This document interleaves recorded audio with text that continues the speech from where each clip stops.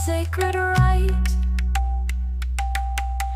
Hello friend, स्वागत है आप सभी का बीइंग प्रियंका में। मैं हूं प्रियंका। तो आज के वीडियो में हम लोग बनाएंगे रेशमी आलू पराठा, जो बहुत आसानी से बन जाता है कम मेहनत में। अगर कुछ भी टेस्टी खाने का आपका मन है तो उसे एक बार ज़रूर से ज़रूर ट्राई करें, और ये बच्चों के टिफ़िन के लिए भी परफेक्ट हो सकता है। तो चलिए स्टार्ट करते हैं आज की मज़ेदार रेसिपी। तो यहाँ देखिएगा, यहाँ मैंने मीडियम साइज़ के 4 आलू लिए हुए हैं, और ये बॉइल्ड आलू हैं। इनको मैंने करीब करीब 2-2.5 घंटे पहले ही बॉईल करके रख लिया था। तो याद रखिएगा, आप जब भी आलू इस रेसिपी में यूज़ करेंगे तो पूरी तरीके से ठंडे यूज़ करेंगे। तो देखिएगा, अब इन आलू को हम कद्दूकस करेंगे। तो ये देखिएगा, जो सबसे बारीक साइड होती है ना कद्दूकस की, इससे हमको कद्दूकस करना है, इससे भी नहीं करना है और बड़ी वाली से भी नहीं करना है। तो चलिए आलूओं को कद्दूकस कर लेते हैं। तो देखिएगा, सारे आलू कद्दूकस हो चुके हैं। अब इसमें हम डालेंगे कुछ मसाले। तो यहाँ ये देखिएगा, मैं आधा चम्मच जीरा ले रही हूँ, इसको इसी में डाल देंगे। इसी के साथ ले रही हूँ 1 चम्मच चिली फ्लेक्स या कुटी हुई लाल मिर्च। आप अगर कम मिर्च पसंद करते हो तो थोड़ा सा कम कर दीजिएगा या स्किप भी कर सकते हैं। यहाँ मैंने 2 हरी मिर्च ली हुई हैं, जिनको कि बारीक काट लिया था। इसको भी इसी में डाल देंगे। और सबसे लास्ट में इसमें डालेंगे नमक। तो यहाँ मैं 1 चम्मच भर के नमक ले रही हूँ। आप अपने टेस्ट के अकॉर्डिंग कम या ज़्यादा कर सकते हैं। इसी के साथ इसमें हम डाल देंगे ढेर सारा धनिया। और सबसे लास्ट में हम इसमें डालेंगे, ये देखिएगा, मैदा। तो ये मैंने 1 कप मैदा ली हुई है, इसको भी हम इसी में डाल देंगे। आप चाहें तो इसको पूरा मैदे में बनाएं, आप चाहें तो इसको आधा मैदा आधा गेहूं का आटा कर सकते हैं, या आप चाहें तो इसको पूरी तरीके से गेहूं के आटे में भी बना सकते हैं। टोटली आपके ऊपर डिपेंड करता है। सबसे लास्ट में इसमें हम डाल देंगे ऑयल। तो यहाँ मैं देखिएगा 1 चम्मच भर के ऑयल डाल रही हूँ। मैं 1 चम्मच और डाल दूंगी, तो टोटल हम 2 चम्मच ऑयल डाल रहे हैं।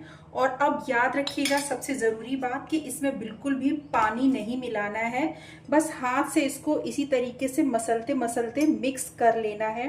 अगर आपको लगता है जब आप मिक्स कर रहे हैं कि आपका ये जो डो तैयार हो रहा है वो थोड़ा सा ज़्यादा गीला है, तो थोड़ा सा मैदा बढ़ा दें। या आपको लगता है कि थोड़ा सा ड्राई हो रहा है, तो इसमें 1 आलू मिक्स कर दें। बट याद रखिएगा, पानी बिल्कुल नहीं मिलाइएगा, नहीं तो जो हमारे पराठे हैं वो पूरी तरीके से बिगड़ जाएंगे। तो चलिए अब इसका एक डो तैयार कर लेते हैं। तो देखिएगा, डो हमारा लगके तैयार हो गया है, किसी भी पानी की ज़रूरत नहीं पड़ी। और आप ये देखिएगा क्या बढ़िया डो लगके हमारा तैयार हो गया है। बस इसको अब एक लिड से ढक के कम से कम 10 से 15 मिनट के लिए सेट होने के लिए छोड़ देंगे। तो देखिएगा, आटे को करीब करीब रेस्ट पे रखे हुए 10 मिनट हो चुके हैं। बस इसको हम एक बार इस तरीके से चला के हल्का सा मसल के चिकना कर लेंगे। और बस अब इसमें से हम एक लोई निकाल लेंगे। तो याद रखिएगा, आप जिस साइज़ की घर में रोटी बनाते हैं उस साइज़ की लोई से थोड़ा सा छोटी लोई लीजिएगा, क्योंकि क्या होता है, इसको हमें बहुत पतला बेलना है। तो चलिए इसकी लोई बना लेते हैं। तो देखिएगा, लोई हमारी बन गई है। अब इसको हम क्या करेंगे कि मैदे या आटे में एक बार डस्ट कर लेंगे अच्छे से, और इस तरीके से दबाते हुए अब इसको हम बेलन की सहायता से बेल लेंगे। पहले हम उतना ही बेलेंगे मोटा जितना हम नॉर्मली अपने घर में रोटियां बेलते हैं। तो ये देखिएगा, ये अभी उतनी मोटी बेली है जितना कि हम लोग घर में ये देखिएगा चपाती वगैरह जो बेलते हैं।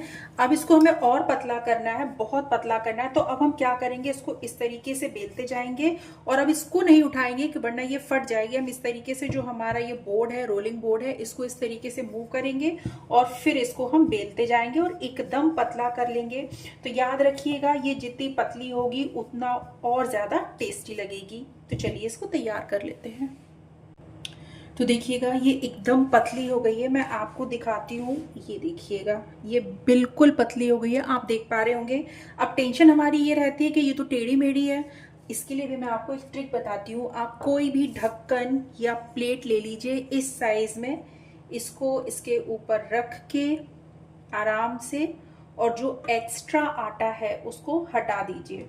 आपकी सारे जो पराठे हैं वो एक साइज में बनेंगे, एकदम गोल लगेंगे, देखने में भी अच्छे लगेंगे। तो चलिए इसको कर लेते हैं। तो लीजिए एकदम गोल हमारा पराठा तैयार है। चलिए अब चलते हैं इसको सेकने के प्रोसेस में। बस एक बार याद रखिएगा, क्योंकि ये बहुत पतला है तो जब हम इसको रोलिंग बोर्ड से हटाएंगे तो थोड़ा आराम से हटाएंगे। चलिए इसको चलते हैं सेकने के प्रोसेस में।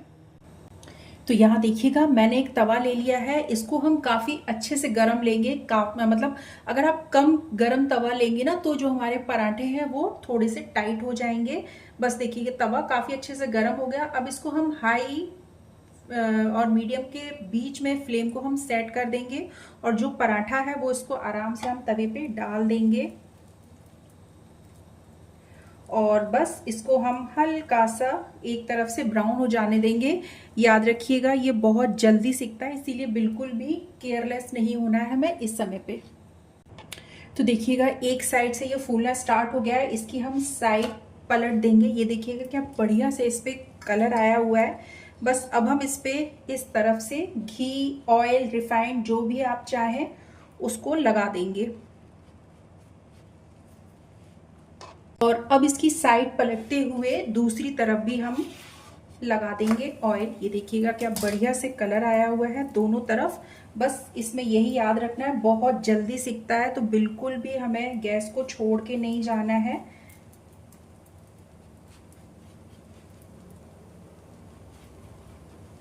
बस अब इसको ऐसे ही उलटते पलटते दोनों तरफ से हम सेक लेंगे। और ये लीजिएगा पराठा हमारा तैयार है। आप इधर से देख पा रहे होंगे कितना अच्छा कलर आया है। मैं एक बार आपको दूसरी तरफ से भी दिखा देती हूँ। ये देखिएगा क्या बढ़िया कलर आया हुआ है। हमारा टेस्टी टेस्टी पराठा तैयार है। मैं एक बार आपको पास से भी दिखा देती हूँ। ये देखिएगा। तो चलिए इसी तरीके से सारे पराठे सेक लेते हैं। तो ये देखिएगा मैंने पराठे सेक के रख लिए हैं और अब मैं आपको दिखाती हूँ कि ये देखिएगा कितने सॉफ्ट बने हुए हैं। ये देखिए, ये देखिए एकदम सॉफ्ट पराठा है और ये ठंडा होने के बाद भी काफ़ी समय तक ऐसा ही सॉफ्ट रहेगा। तो ये था आज का वीडियो। आई होप कि आप लोगों को पसंद आया होगा। आज का वीडियो अगर आप लोगों को पसंद आए तो चैनल को लाइक, शेयर और सब्सक्राइब करना बिल्कुल भी ना भूलें। अब आप मुझे इंस्टा पे भी फॉलो कर सकते हैं, जिसका कि लिंक मैं नीचे डिस्क्रिप्शन बॉक्स में दे रही हूँ। मिलते हैं अपने नए वीडियो में एक और मज़ेदार रेसिपी के साथ। तब तक के लिए बाय।